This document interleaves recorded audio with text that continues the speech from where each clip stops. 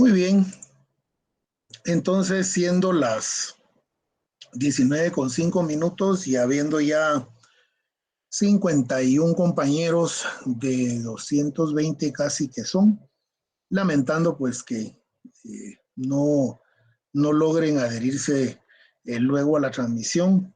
También es también por el hecho de que pues estamos ya prácticamente finalizando el semestre, ¿verdad? Pero tenemos que cumplir con nuestro cometido, ¿verdad? Espero ya para el fin de semana terminar de calificarle sus trabajos, que es lo que ya tengo, que es lo que me hace falta. Y entonces,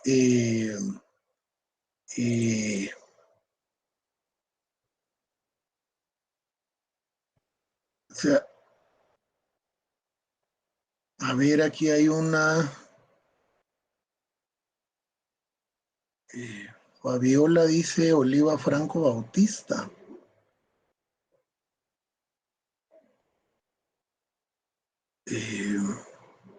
No entiendo porque también hay otro mensaje de Milton Villeda, ¿verdad? Tal vez si los compañeros pudieran informarnos a qué se deben estos mensajes, ¿verdad? Bueno.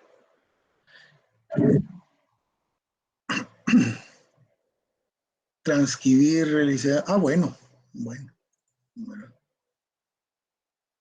Muy bien, de acuerdo.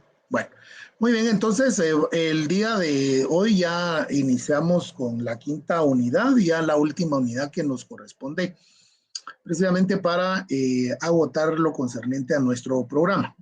La quinta unidad, que son la estructura del pensamiento jurídico, el razonamiento jurídico.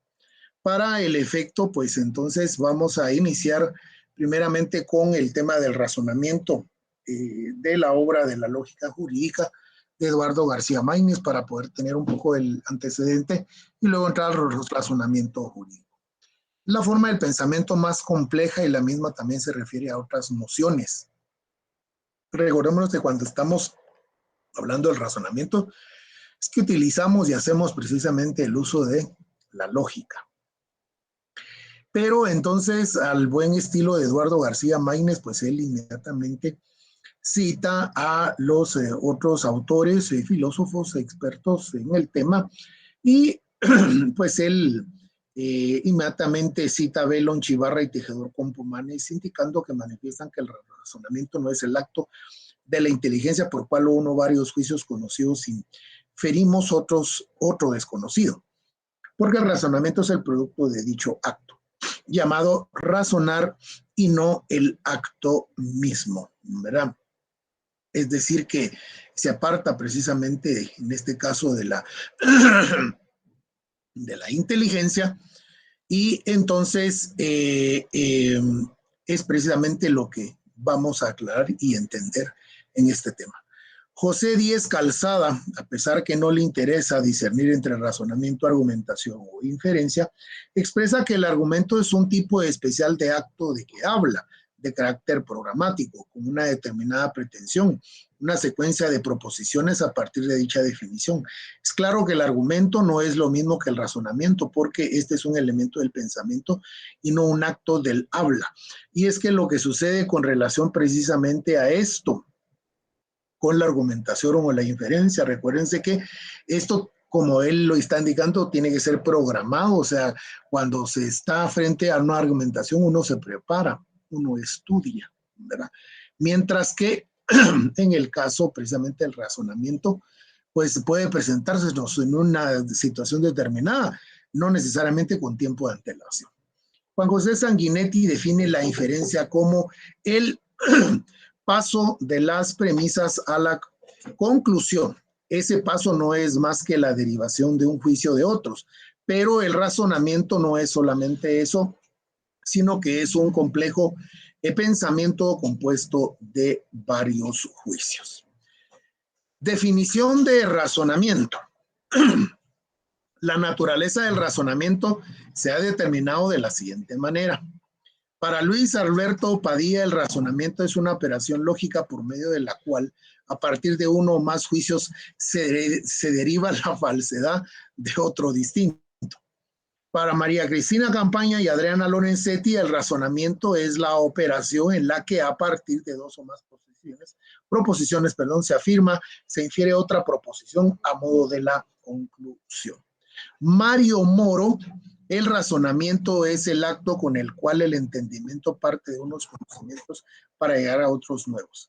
Y Belón Chivarra y Tejedor Compomanes, el razonamiento es un pensamiento complejo que consta de juicios ya conocidos para obtener otro nuevo. Y es que lo que sucede es que si necesitamos tener este antecedente del razonamiento puro, ¿verdad? O el razonamiento clásico, para luego poder entender el razonamiento jurídico.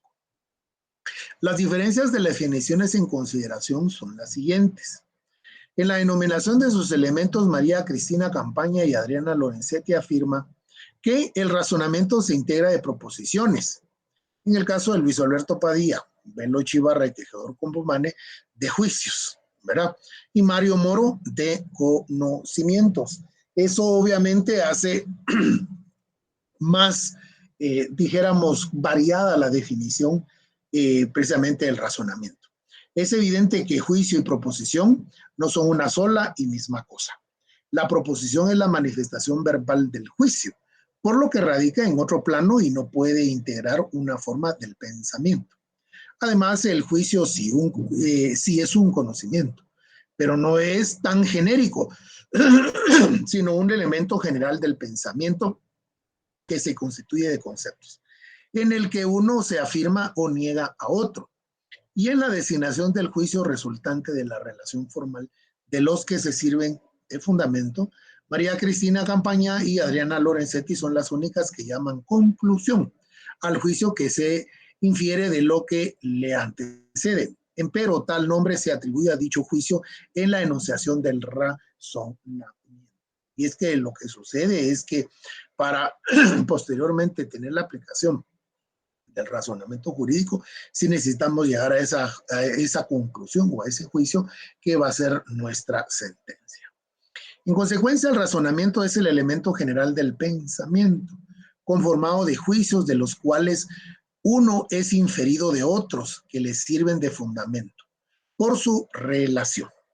La relación o el enlace lógico entre todos los juicios que integran el razonamiento constituyen la forma del mismo y su materia, los juicios y los conceptos. Pero hay una clasificación, precisamente, de razonamiento. Y es que esto lo vamos a utilizar mucho, por ejemplo, en nuestras investigaciones, el caso de las investigaciones que acaban de presentar, que déjenme decirles que hay muy buenos trabajos de investigación. Felicito a los compañeros que se esforzaron en alguna medida y las conclusiones bastante académicas. Se ve que sí, hicieron el trabajo a conciencia, sí leyeron y arribaron precisamente a este tipo de conclusiones.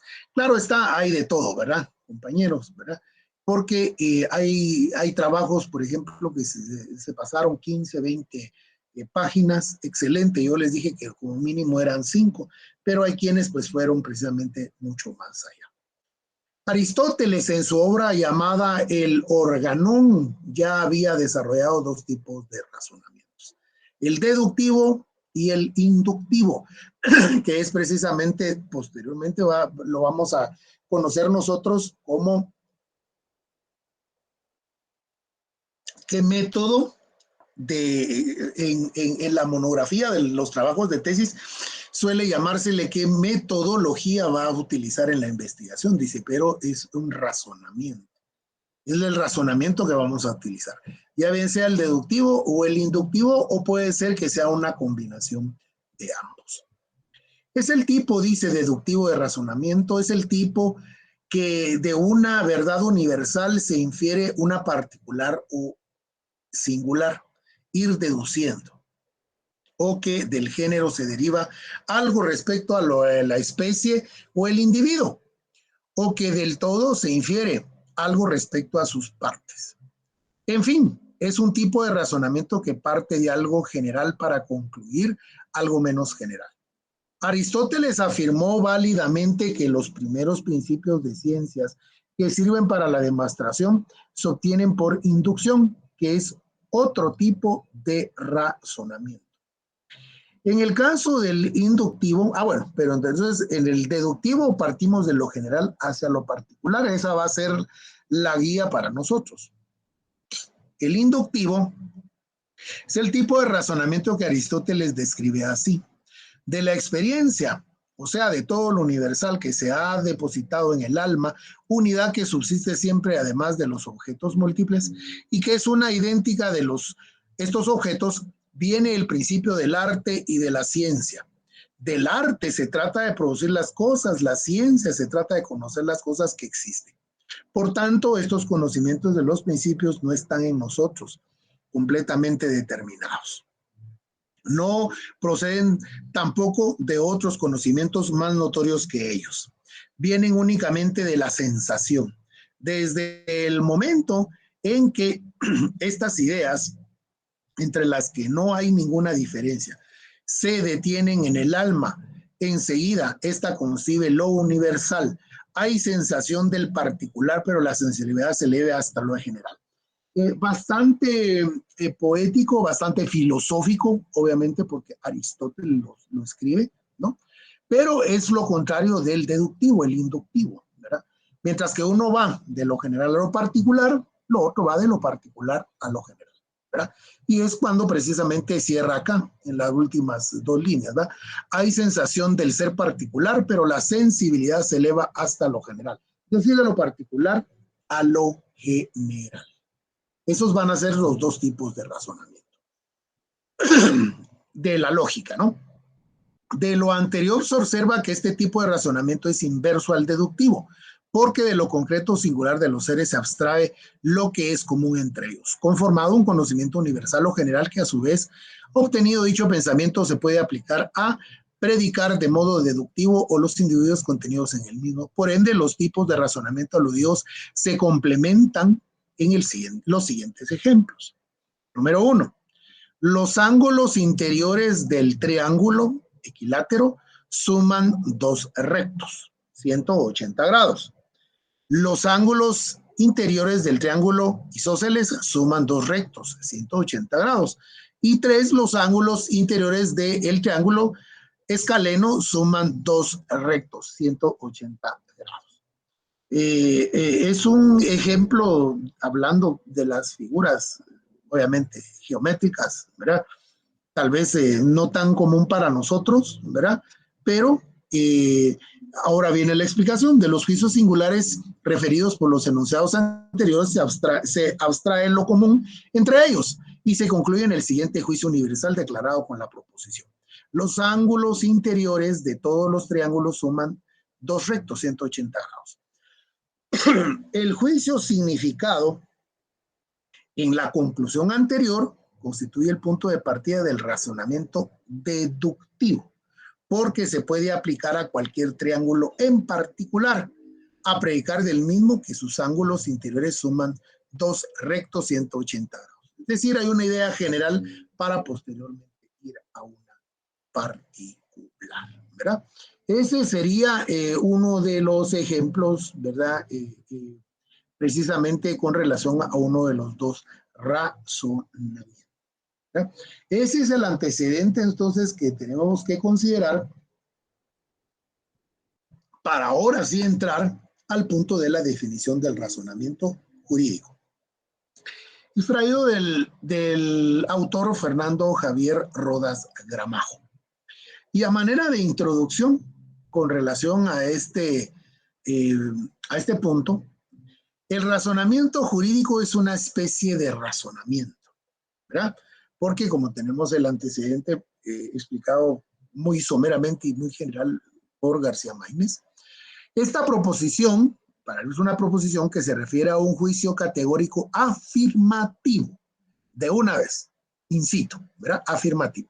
Establece una relación de especie, razonamiento jurídico, a género, razonamiento, que se funda en A, lo común a nivel conceptual, que es el elemento del pensamiento denominado razonamiento, el cual tiene por comprensión las siguientes propiedades que integran la esencia, que representan los conceptos significados con las palabras, elemento general del pensamiento, conformado de juicios, y juicios es inferido de los otros que le sirven de fundamento para su relación. Nótese, perdón, acá en relación allá la explicación y antecedente de esto, ¿verdad? Conceptualmente, por así decirlo, es, y traigo aquí a lo siguiente, a la clase, ¿verdad? Hay unos trabajos excelentes, miren, de verdad los felicito, compañeros, que inclusive hasta me hicieron un marco teórico. Esto es marco teórico, ¿sí? Por eso, para poder establecer puntos de investigación, ¿verdad? Que es al final lo que vamos a hacer en nuestras tesis, hay marcos teóricos que van a sustentar entonces nuestra investigación. Es decir, las diferentes teorías que hablan del fenómeno del cual estamos escribiendo. Y entonces a esto hay que sumarle la teoría de la definición, ¿verdad? Que yo siempre he insistido en eso, ¿verdad? Hay una obra muy bonita del doctor Héctor Akeche Juárez, precisamente, que se llama Teoría de la Definición. ¿Va? Muy interesante, ¿verdad? Entonces, lo que tenemos que tener en este punto, lo común del nivel conceptual, ¿verdad? Es precisamente el pensamiento, que es el razonamiento, ¿verdad? Que son elementos en general conformados por juicios.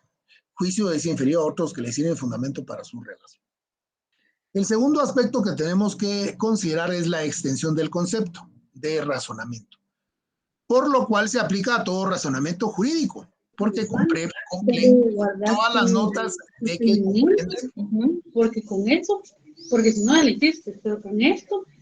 Y activaron ahí el micrófono, ¿verdad? Es lo malo, ¿verdad? De estas clases en línea, ¿verdad? Porque no solo no tienen el cuidado de que no tienen que estar pushando ahí, sino que obviamente no están poniendo atención a la clase, ¿verdad? Pero igual, pues, ¿verdad? Cuando se está en presencial, yo siempre lo decía, ¿verdad?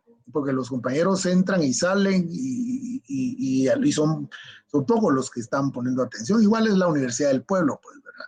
Pero en este caso sí hay que tener mucho cuidado para que no se les active el micrófono ahí por descuido, ¿verdad?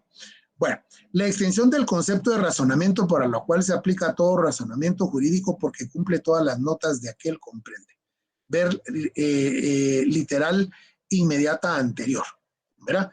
Que es en el caso de lo común conceptual, ¿verdad? Hay que hacer esa extensión conceptual de razonamiento, ¿verdad? Y la predicabilidad del concepto de razonamiento, por la cual puede decirse o atribuirse a todo razonamiento jurídico porque cumple todas y cada una de las notas que constituyen la esencia de aquella significación elemental, resultando así juicio que establece la relación de especie, ¿verdad? Y cuando hablamos entonces de la precabilidad, recuérdense que estamos hablando del predicado, que ya lo hemos visto y lo hemos discutido hasta la saciedad en los puntos anteriores. El raciocinio anterior, dicho simplemente, parte de lo común a nivel conceptual o a nivel de marco teórico, diría yo, para que a través de la comprensión, extensión y predicabilidad de la forma del pensamiento más simple se aplique y predique a lo que contiene más esencia, estableciendo así la relación de especie de género con relación al juicio, al razonamiento jurídico. Perdón. Por lo anterior se puede expresar del raciocinio jurídico, ¿verdad? Al igual que el razonamiento, que no es el acto de la inteligencia por la cual de uno o varios juicios conocidos inferimos otro desconocido. El argumento ni la inferencia. Regresando precisamente a las definiciones de Eduardo García Maínez. Lo negado del razonamiento jurídico se funda en que parte de la naturaleza es común con la de todo razonamiento, porque son raciocinios, pero su esencia también está integrada por la forma del pensamiento referida con el término jurídico, la cual es necesario examinar para diferenciarlo, ¿verdad? Que aquí es donde precisamente nos sirvió la primera parte que vimos de Eduardo García Maínez, el antecedente para posteriormente aterrizar. Pero vean cómo es interesante, este autor nos va llevando prácticamente de la mano didácticamente, ¿verdad? Al respecto, se consideran que los razonamientos jurídicos difieren de los demás raciocinios por 3 razones, o sea, es diferente a los diferentes razonamientos, el jurídico en particular. Primero, la relación entre el concepto aludido con la expresión jurídico y los constitutivos de la comprensión del significado con el término razonamiento, ¿verdad?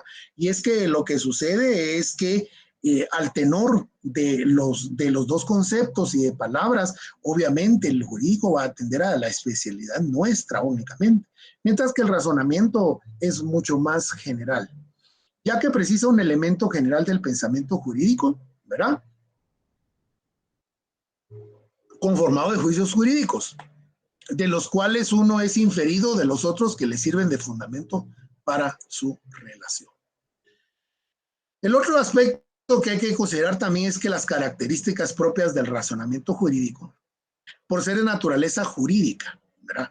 Y entonces eso obviamente ya cierra mucho la discusión, vuelvo a insistir, para los que somos especialistas precisamente en el tema. Otro de los factores es que la función en su actividad jurisdiccional, ¿verdad? Esto inmediatamente cuando hablamos de la jurisdicción, recuérdense que el tema de lo jurisdiccional o de la jurisdicción, ¿verdad?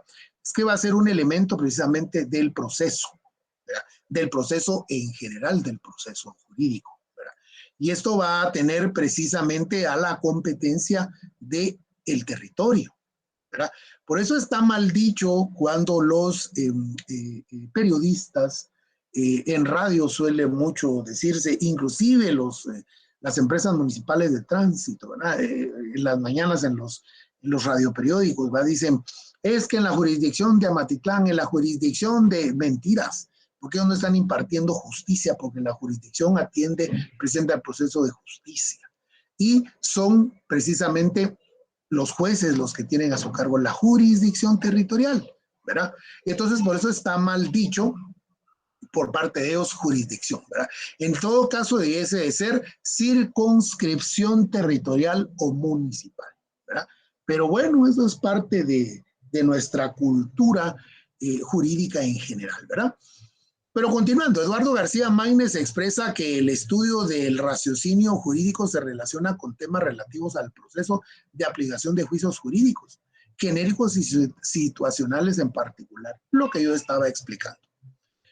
Y 2, referencia axiológica jurídica. Ya habíamos visto precisamente antes del examen segundo parcial, precisamente todos los aspectos de la axiología que tienen que ver con, en este caso, la axiología jurídica, ¿verdad? Que va a ser toda esa relación que va a tener precisamente este concepto, ¿verdad? Con todo el quehacer, en este caso, en materia judicial. El razonamiento jurídico se integra por juicios jurídicos, y si estas significaciones se caracterizan por su referencia axiológica jurídica, aquel elemento del pensamiento también alude a los valores del derecho. Y ahí es donde es bien importante, ¿verdad? Precisamente en nuestra capacitación que estamos teniendo aquí en nuestra facultad, ¿verdad? Pero yo traería aquí, aunque no está mencionado ni dicho, ¿verdad?, al gran filósofo y teorista del derecho Hans Kelsen, precisamente. ¿Verdad? Hans Kelsen va a ser nuestra referencia hasta los últimos días de los días, creo yo, ¿verdad? Porque ha aportado tanto a nuestra ciencia que es imposible pensar o argumentar sin fundamentos precisamente de Hans Kelsen. La estructura y la forma de la expresión del raciocinio jurídico va a ser el último elemento a considerar. Como se puede apreciar en la literal 1, se destaca explícitamente el tipo de racionamiento jurídico deductivo, regresando precisamente a la parte introductoria. La importancia del pensamiento del elemento objeto de estudio de este subapartado en la tarea fundamental del juzgador, hablando de los jueces. Consiste en aplicar las leyes en los casos concretos, que es lo que precisamente hacen los juzgadores. Desde los jueces de paz, primera instancia, en sus diferentes materias, las salas de la Corte de Apelaciones, Corte Suprema de Justicia, para llegar precisamente en materia constitucional o violación de cualquier derecho humano, la Corte de Constitucionalidad. Y en la literal B2.1, en el empleo del raciocinio jurídico referente a la dimensión fundamental del derecho, que yo les hablaba de Hans Kelsen, que ahí es un gran abismo, pero increíble y tremendo, precisamente con relación a nuestra disciplina de estudio. Los valores que lo inspiran y pretenden que se realice, ¿verdad? Esos valores precisamente que podemos nosotros hablar, que es la justicia, ¿verdad? Que es el bien común, que es la democracia, que es un Estado de derecho, etcétera, etcétera. Puros valores jurídicos, ¿verdad? Y en la literal C se alude a lo que se llama el silogismo jurídico, ¿verdad? Que esperemos que nos dé tiempo para poder entrar precisamente al silogismo, ¿verdad? Porque en filosofía, cuando estudiamos filosofía general, pues solo llegamos a los silogismos típicos, ¿verdad? Pero hay que llegar a los silogismos jurídicos, ¿verdad? Que esperemos entonces nos dé tiempo, dependiendo de la publicación de cuándo van a ser los exámenes finales, ¿verdad? Eduardo García Maínez estudia en su obra Lógica del raciocinio jurídico los problemas concernientes al proceso de aplicación de normas genéricas a situaciones particulares. Pero previo a analizar 3 problemas extralógicos íntimamente relacionados con la actividad jurisdiccional, ¿verdad? Sigue insistiendo entonces con esa tarea importante de la impartición de justicia y la división territorial, que es la jurisdicción. La determinación de la vigencia de la ley, que es otro de los aspectos importantes que lo veíamos en la clase anterior, se recuerda, precisamente, ¿verdad? Con los juicios contradictorios, no contradictorios, y también cuando estuvimos viendo el tema precisamente de las antinomias, y más que todo ustedes que estudiaron en su trabajo de investigación saben precisamente con relación a la determinación de la vigencia de la ley y cómo es que las leyes se van derogando unas por otras. El interpretativo o hermenéutico, ¿verdad? Que este es un aspecto fundamental en nuestro quehacer cotidiano en la aplicación del derecho en el sistema de justicia, ¿verdad? Y frente a la academia también, ¿verdad? Porque cuando hablamos interpretativo es la interpretación, que también se habla de la exegesis o la hermenéutica jurídica, que son términos y son conceptos sinónimos precisamente de lo mismo con relación precisamente a la interpretación de la norma, que por supuesto nosotros como estudiosos del derecho tenemos que detenernos ahí, estudiar cada una de ellas y quedarnos precisamente con la interpretación, la exegesis o la hermenéutica jurídica extensiva de la norma. ¿Eso qué quiere decir? ¿Qué es lo que el legislador quiso plantear, ¿verdad? Porque tal vez muchas veces la norma está demasiado literal, pero tenemos que ir más allá, precisamente, ¿verdad?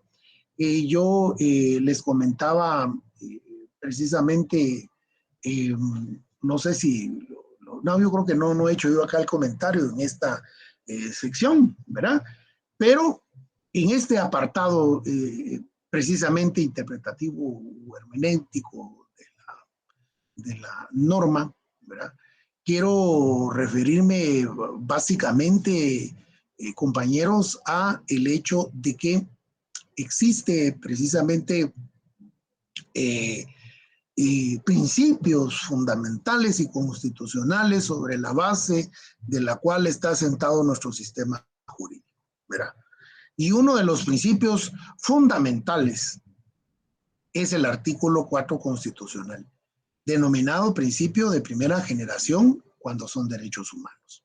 Recuérdense que los derechos humanos no solo radican la importancia de por sí, porque está dentro o encuadrado de el primer articulado fundamental constitucional, sino que también está consagrado en la Carta de Naciones Unidas para los Derechos Humanos, en la Declaración Universal de los Derechos Humanos. Y también está consagrado en el Pacto Internacional ratificado por Guatemala, ¿verdad? De los derechos económicos, sociales y culturales, ¿verdad? Que por cierto, ahí está engavetado y encajonado en el Congreso de la República desde el periodo patriota, el protocolo, porque Naciones Unidas tuvo que sacar un protocolo para la implementación del pacto, porque el pacto no es más que ratificar los derechos sociales, los derechos humanos, sociales y culturales, perdón, económicos, sociales y culturales, ¿verdad? Que ya de por sí son derechos humanos, ¿verdad? Y entonces ahí está engavetado en el Congreso de la República, el protocolo no ha sido aprobado. Guatemala ya ratificó el pacto, pero no lo ha implementado.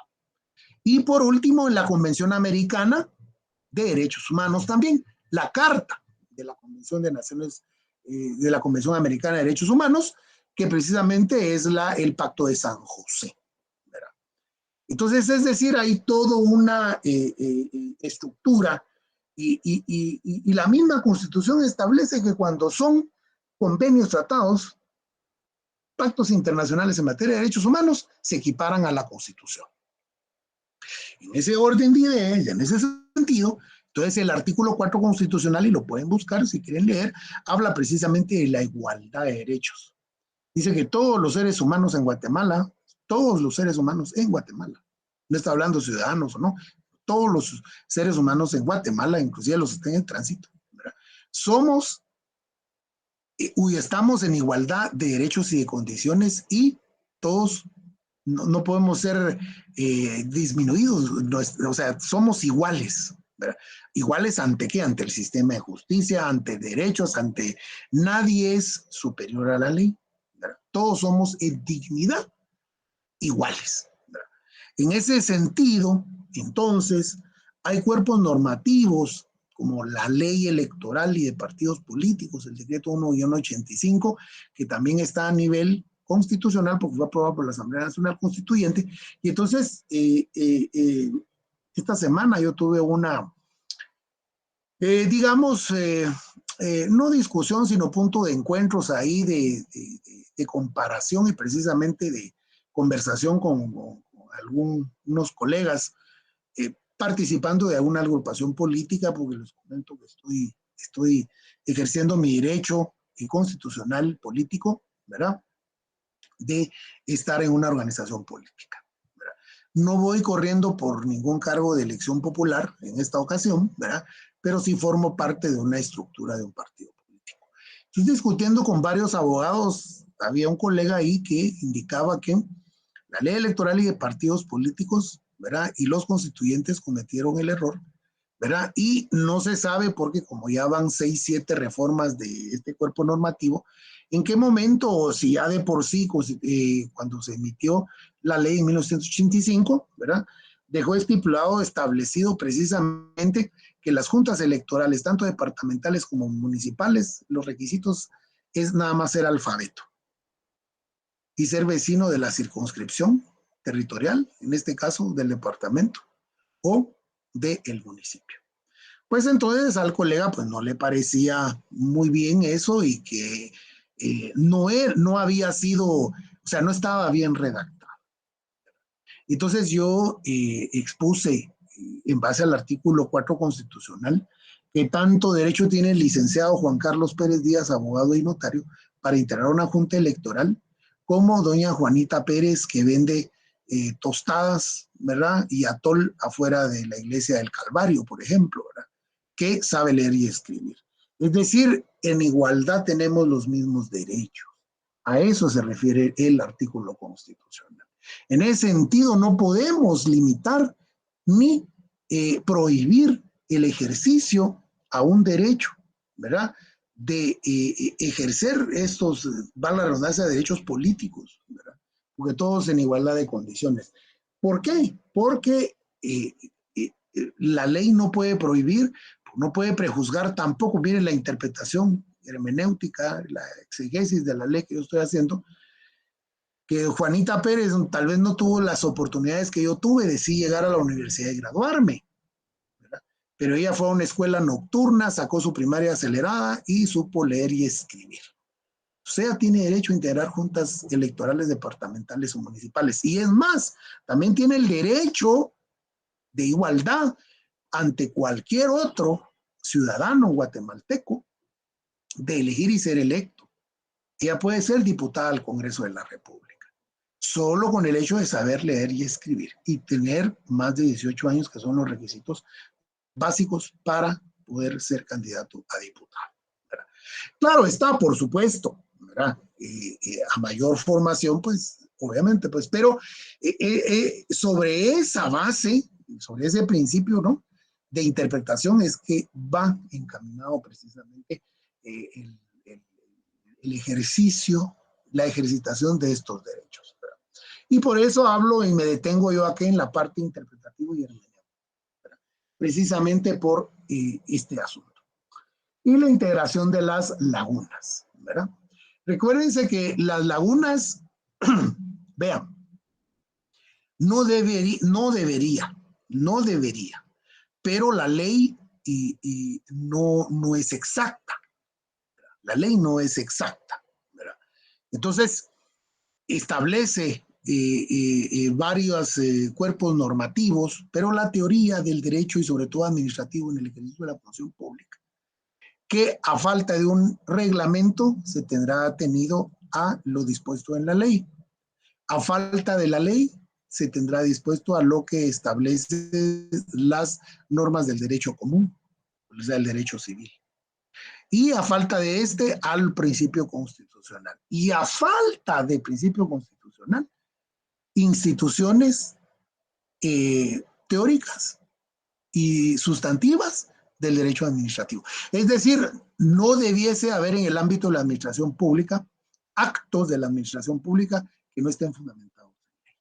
¿Verdad? Esto es en el caso de las lagunas, ¿verdad? Acá lo está consignando el autor como lagunas, integración de las lagunas jurídicas, ¿no? Bueno, con fundamento en las ideas expuestas se evidencia que el elemento del pensamiento objeto de estudio de este subtítulo usualmente refiere el raciocinio jurídico de tipo deductivo. Conceptos que se definirán antes de investigar los tres problemas extra lógicos egresados por el jurista mexicano citado. Y después del estudio de estos se explicarán y analizarán diversas doctrinas sobre el silogismo jurídico, la argumentación de la analogía y el argumento a contrario. Miren qué temario, ¿verdad? Es apasionante ustedes, ¿verdad? Y no digamos parafrasear, entender e interpretar a Eduardo García Maínez, ¿verdad? Mexicano que, imagínense ustedes, ¿verdad? Tanto que aportó a las ciencias del derecho, a la filosofía del derecho y a la lógica jurídica. Muy bien, después entonces, compañeros, después de todo este antecedente, de todo este preámbulo, después de todo este marco teórico, ¿verdad?, y hablando de Aristóteles y que lo más sagrado y que el alma y que mira filosofía, ¿verdad? Entramos a la definición del razonamiento jurídico. Pues entramos en materia. Número 1, Eduardo García Maínez, me disculpo ahí por el mal teclazo, es García, hoy en García Maínez. No define el raciocinio jurídico ni el tipo deductivo, pero afirma que las estructuras deductivas se explican directamente en los juicios jurídicos, oponiéndose a Francisco Miró Quesada, quien expresa que la conexión deductiva se aplica directamente a los juicios enunciativos. 2. El objeto de estudio de su obra sobre el razonamiento jurídico incluye los problemas referentes con el proceso de aplicación de normas genéricas y situaciones particulares. Y 3. El primer juicio que sirve de fundamento del raciocinio jurídico es de naturaleza relacionada. ¿Qué es lo que dice José Fernando Velázquez Carrera, otro mexicano, ¿verdad? Tampoco determina la esencia del razonamiento jurídico ni el tipo deductivo. Empero manifiesta que para el jurista mexicano mencionado, el estudio del raciocinio jurídico incluye los problemas concernientes al proceso de aplicación de las normas genéricas y situaciones particulares. Y el primer juicio que se sirve de apoyo tiene la estructura de un juicio hipotético relacional, regresando a las primeras clases cuando empezamos a ver precisamente los temas introductorios, precisamente, ¿verdad?, de lógica jurídica y empezando a estudiar a Aristóteles. Y luego Luis Alberto Padilla dice, al tratar sobre la teoría del raciocinio jurídico, expresa que en el campo del derecho, el razonamiento más aplicado en lo concerniente a la labor de aplicación de normas genéricas, juicios universales y en los casos concretos para obtener normas individualizadas. Es el razonamiento de tipo deductivo tanto en la modalidad inmediata como silogista y analógica, ¿verdad? Eso lo vamos a ver recurrente, lo vamos a escuchar de aquí en adelante al terminar la clase precisamente con relación precisamente al silogismo jurídico y a la analogía jurídica. No obstante que ninguno de los juristas citados formulan una definición de raciocinio jurídico ni el razonamiento jurídico deductivo, ¿verdad? Para ver una de las dos clasificaciones, inductivo-deductivo, en los contenidos expuestos existen dos similitudes y una diferencia que permitirán determinar la esencia del último tipo de elemento de pensamiento mencionado. Pues son semejanzas. 1. Por razón de los problemas en lo que se emplea, la aplicación de normas genéricas a casos concretos. 2. El tipo de raciocinio utilizado, el razonamiento deductivo y el de disconformidad es por la naturaleza del primer juicio que sirve de apoyo.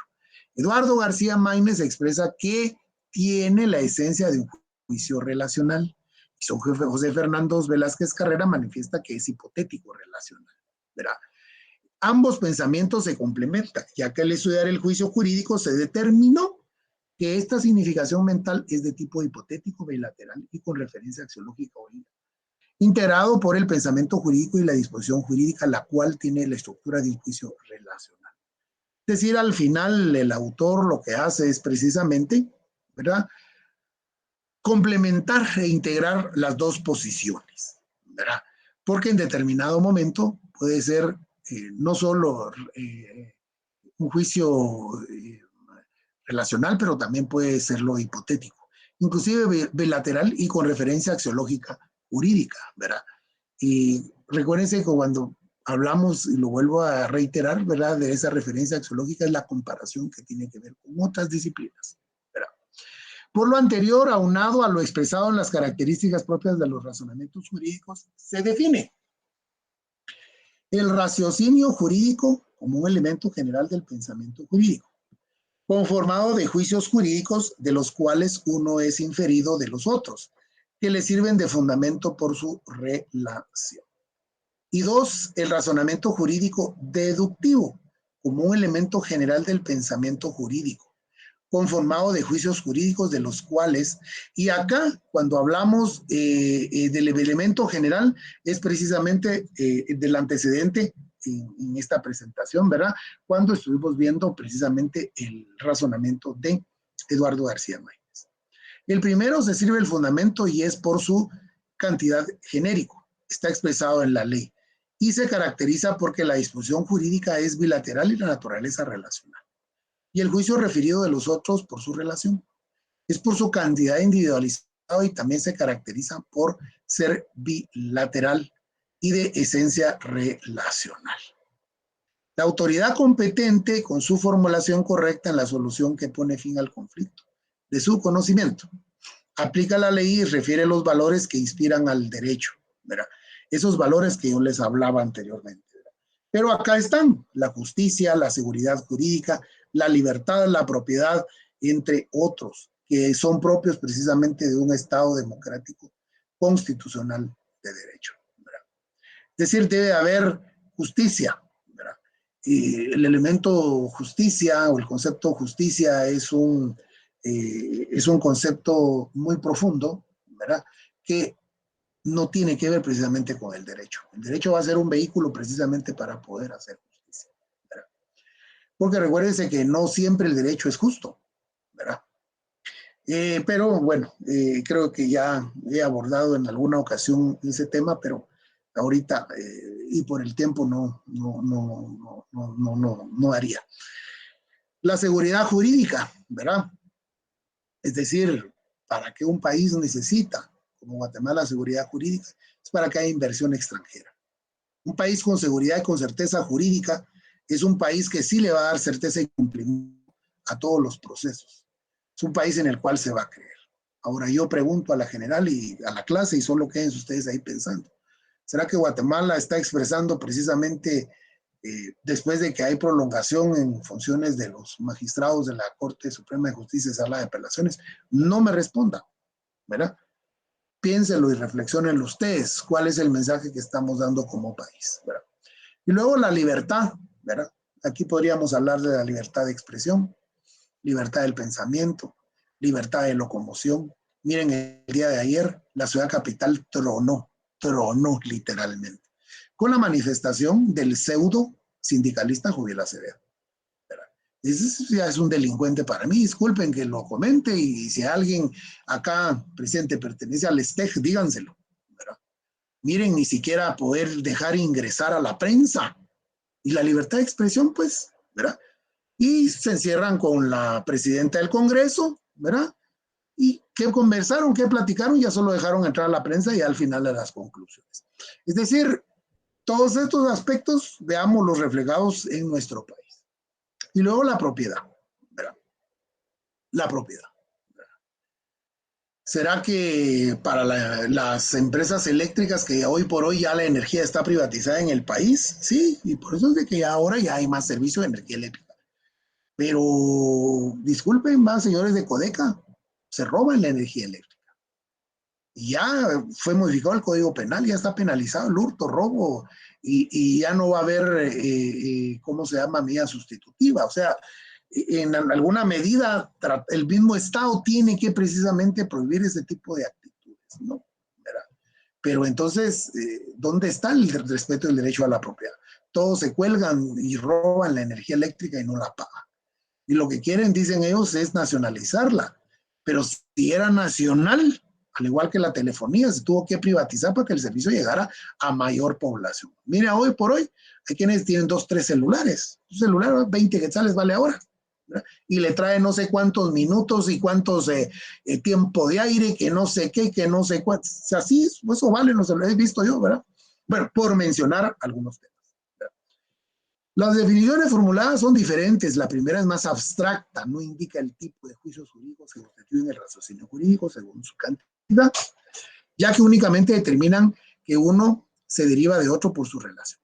En cambio, la segunda sí establece el tipo de juicios jurídicos por su cantidad, desdonando el tipo deductivo del elemento del pensamiento analizado, porque parte de una significación genérica para inferir una individualizada, ¿verdad? Muy bien, entonces, ahí estaríamos, esta se me coló, compañeros, ¿verdad? El día de hoy, pues, los saludo fuera de la oficina, también de mi hogar, es la facilidad de la virtualidad, ¿verdad, compañeros? De la virtualidad. Me encuentro en una casa de habitación diferente, estoy aquí más o menos en circunscripción territorial de Zumpango, Zacatepeques, donde vine a autorizar una boda civil y pues gentilmente solicité el espacio después del acto de la diligencia notarial, pues ya me quedé a cumplir aquí con el compromiso con mis estudiantes, para lo cual la Universidad de San Carlos del Pueblo de Guatemala y ustedes mismos también están pagando mi salario para que yo cumpla con este deber, ¿verdad? No solo la vocación de docente, sino también con pues la relación contractual que he tenido yo con la facultad y la Universidad de San Carlos de Guatemala. Bueno, esto sería hasta el día de hoy, los puntos agotados. Ahí nos trae pastel. Voy a ver si ya lo partieron o no, y si me llegaron un pedacito, ¿verdad? Muy bien. Parece ser que no hay preguntas, no hay dudas, no hay comentarios. Nos quedaríamos aquí entonces el día de hoy, faltando 5 minutos para que concluyan las 20 horas. Yo les agradezco muchísimo también su compromiso, que hayan asistido. No, mi compromiso va a ser siempre, olvídense, ¿verdad? A menos de que no hayan examen, que hayan exámenes y que cuántos estuvieron nada más conectándose, pero en fin, ¿verdad? Aquí vamos a estar hasta el final. Les agradezco mucho y espero que el fin de semana podría, para la próxima semana, estarles publicando sus notas, 2 notas que les debo. Bueno, la primer parcial ya preliminar lo tienen, eso va a ser trasladado al acta oficial, y el segundo parcial también estoy terminando de calificar los últimos trabajos ya para publicarles sus notas. Entonces, por mí es todo el día de hoy. Les agradezco muchísimo. Que pásenla muy bien, feliz noche, feliz fin de semana, descansen, bendiciones y hasta el día lunes. Muchas gracias y voy a tener cuidado aquí en el regreso. Hoy les agradezco muchísimo. Que descansen, compañeros. Feliz noche. Feliz noche.